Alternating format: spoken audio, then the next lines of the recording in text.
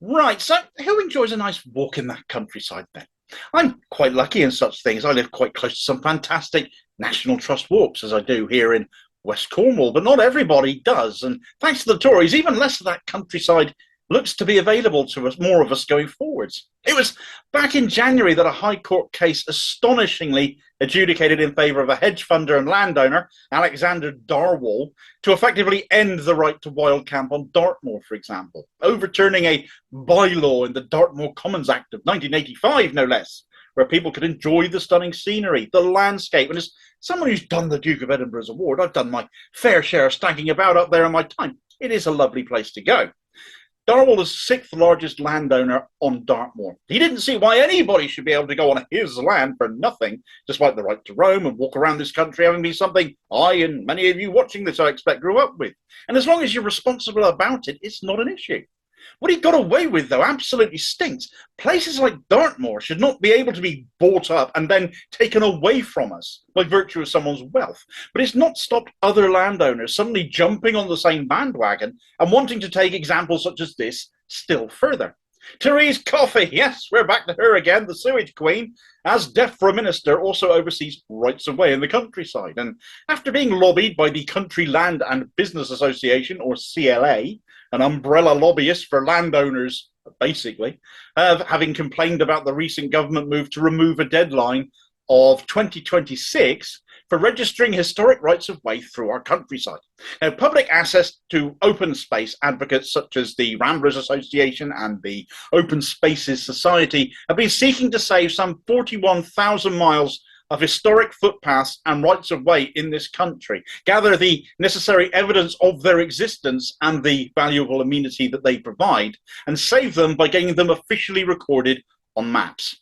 The 2026 deadline was not in keeping with the government's public access target, which they set back in January, ironically around the same time a big chunk of Dartmoor was denied to us all, where everyone in the UK should live within 15 minutes of a green or blue space, blue obviously implying water. Currently, some 38% of the UK population do not meet that criteria. So they dropped this cut-off point whereby any paths or rights of access not by then evidenced and proven would be lost forever. Now, to landowners not wanting people rambling across their fields because a public access exists there, they were delighted. Great news, 3 years to prove that hidden path in my wheat field exists, or I can ban people from going through there forever, including you, Theresa May, you absolute rebel. That was the thinking.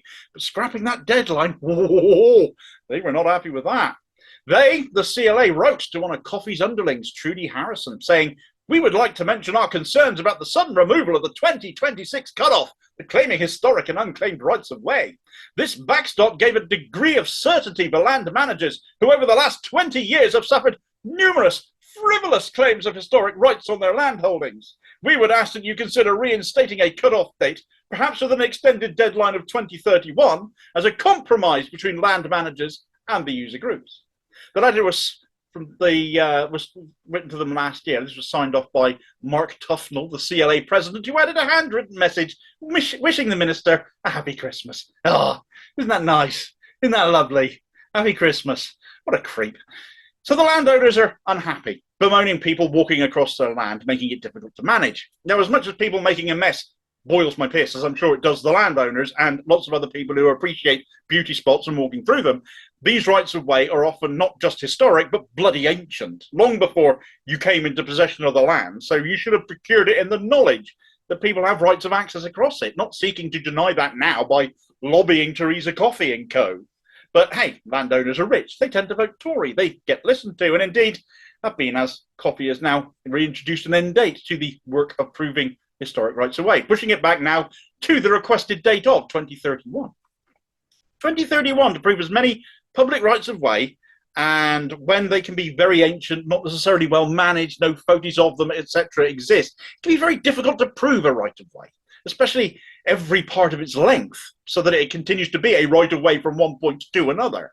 It requires numerous trips to public record offices to see if they appear in documents there, poring over maps and other documents and hoping they find enough evidence to prove beyond doubt the existence of a path or trail, and all with landowners no doubt trying to demonstrate the opposite.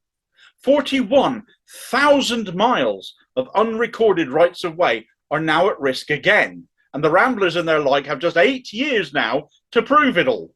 All because of whinging wealthy landowners literally buying the ground beneath our feet, wishing to kick us off it. How much more of the countryside we can now enjoy will we lose access to because of this in the years to come? Coffey is once again totally derelict in her duty, not serving the country, but serving Tory voters and donors and their interests only, and it took one letter to do it in this instance. And after you've liked, shared and subscribed to the channel, that'll keep calling out Coffey no matter how much of a stink she keeps creating. You can check out this video recommendation here, where the ramifications of her smelly sewage spill permitting has made the case for water renationalisation not just a financial imperative to all of us as we get hit in the pocket via our water bills, but a moral one as well. Plenty of other bits to see besides that, of course. Tories trying to make shit look shiny. Indulge yourself, stick with the channel a bit longer, and I'll catch you on the next vid. Cheers, folks.